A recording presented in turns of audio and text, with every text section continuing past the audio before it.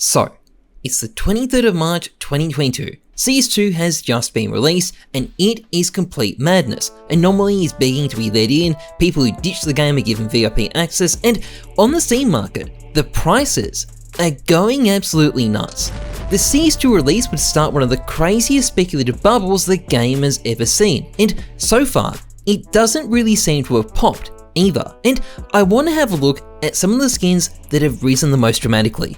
Not every skin looks better in CS2, some look really bad actually, but people were quickly figuring out what looked amazing and buying it. So let's start with the Dopplers. For whatever reason, Dopplers appear to shine with the fire of 1,000 suns in Source 2. Many people compare the look to volcanic glass, but either way, they're really shiny. I mean, look at James Bardolph's Sapphire here. Actually, just kidding, that's a Phase 3. The Black Pearl Overhaul 2 is pretty metal, I like this one, and as a result, people immediately started buying them. All of them. Pretty much every Doppler out there saw an immediate spike, with Gem Knives being the most dramatically hit, especially Black Pearls. The price increases also extended to other skins using the Doppler textures, all immediately went stonks and didn't look back, but this was not limited to Dopplers. It affected everything.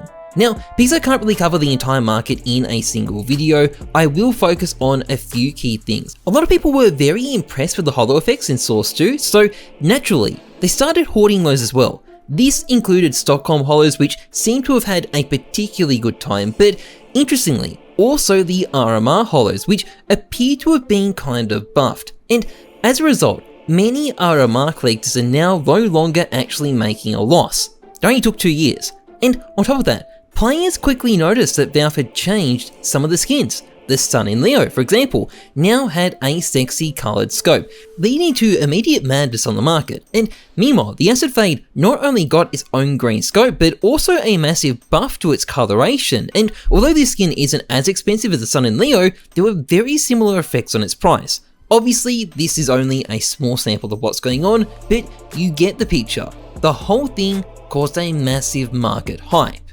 But then, Valve started changing some of the skins. You see, as impressive as some of the skins looked in-game, not all was as intended. The Sun in Leo, for example, was soon changed back to normal by Valve, which, as you can see, resulted in disaster for everyone who bought it. Dopplers were also nerfed, and while they still look really cool, they are less vibrant than they were before, and who's to say Valve won't tone them down further in the future?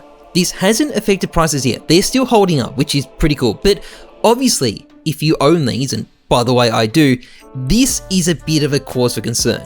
The Acid Fade at least still has its green scope, which is cool, I hope they let us keep it, but I wouldn't necessarily count on that, and again, that's not good if you stockpiled Acid Fades. And in the meantime, Valve are definitely messing with a lot of other skins too. Case hardens, for example, are being tinkered with, and not in a good way. I hope Valve fixes this, but again, they don't look great in Source 2, and with a bunch of other things still outright broken, there are definitely going to be a lot more changes from here, and it is probably worth being a bit cautious buying something because you think it's going to look cool on the new engine.